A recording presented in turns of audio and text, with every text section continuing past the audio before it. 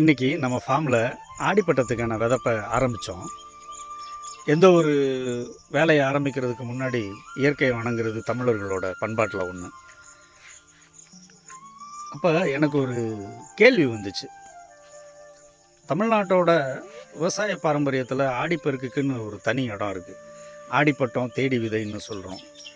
ஏன் ஆடிப்பட்டத்தில் விதைக்கணும்? ஆடிப்பெருக்கு பொதுவாக காவிரி டெல்டாவில் கொண்டாடப்படுது. காவிரி கரையோரம் இருக்கிற படித்துறைகளில் 18 படிகள் இருக்குமா. ஆடிப்பெருக்கு அன்னைக்கு 18வது படியில் தண்ணி போகும்னு சொல்லுவாங்க. விவசாயத்துக்கு முக்கியமானது தண்ணி. அந்த தண்ணி காவேரியில் வரும்போது அதை வாழ்த்தி வணங்கி கொண்டாடுற ஒரு நிகழ்வு தான் ஆடிப்பெருக்கு. இது சும்மா கொண்டாடுற ஒரு நிகழ்வு மட்டும் இல்லை, அது ஒரு விஷயம் இல்லை. இதுக்கு பின்னாடி சரியான அறிவியல் காரணங்களும் இருக்குது. இந்த நேரத்தில் தான் தென்மேற்கு பருவமழை தீவிரமாகி நம்ம நிலத்துக்கு தேவையான ஈரப்பதம் கிடைக்கிது.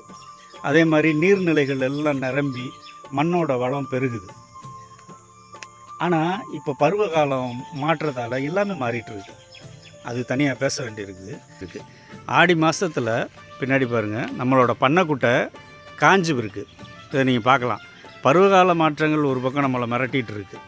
ஏன்னா இப்போ ஆடி மாதம்தான் நல்ல கிளைமேட்டு, ஆனால் தண்ணி இல்லை. நாய்கள் படுத்து தூங்கிட்டு இருக்காங்க பாருங்கள். ஆடி மாதம்தான் விதைகள் முளைக்கிறதுக்கும் செடியெலாம் நல்லா வளர்கிறதுக்கும் சரியான காலம். அது சரியான சூரிய ஒளி, மிதமான வெப்பநிலை. இப்போ கொஞ்சம் வெயில் குறைய ஆரம்பிச்சிடும். இதெல்லாம் செடிகளோட ஒளிச்சேர்க்கைக்கு ரொம்ப ஹெல்ப் பண்ணுது. இதுதான் எதிர்காலத்தில் நமக்கு நல்ல மகசூல் கிடைக்கிறதுக்கு ஒரு அடிப்படையாகவும் இருக்குது. மண்ணோட ஆரோக்கியத்தையும் உயிரின பன்மயம், பயோடைவர்சிட்டி, இதெல்லாம் மேம்படுத்துகிற பாரம்பரிய ரகங்களை தேர்வு செஞ்சு நம்ம விதைக்கிறது தான் நல்லது. ஏன்னா அது எல்லாமே லோக்கல் கிளைமேட்டுக்கு ஏற்ற மாதிரி வளர்ந்து குறைஞ்ச தண்ணியிலையும் உரத்துலையும் வளரும். நம்ம சஸ்டைனபுளாக இருக்கணும்னா இது ரொம்ப முக்கியம்.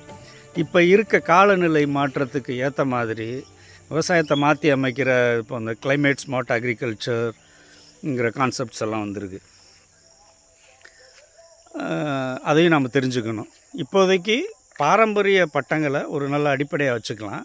அதனால தான் நம்ம முன்னோர்கள் விதைப்பு தொடங்கிறதுக்கு முன்னாடி மண்ணுக்கும் இயற்கைக்கும் நன்றி சொல்லி இந்த சடங்கை செஞ்சாங்க.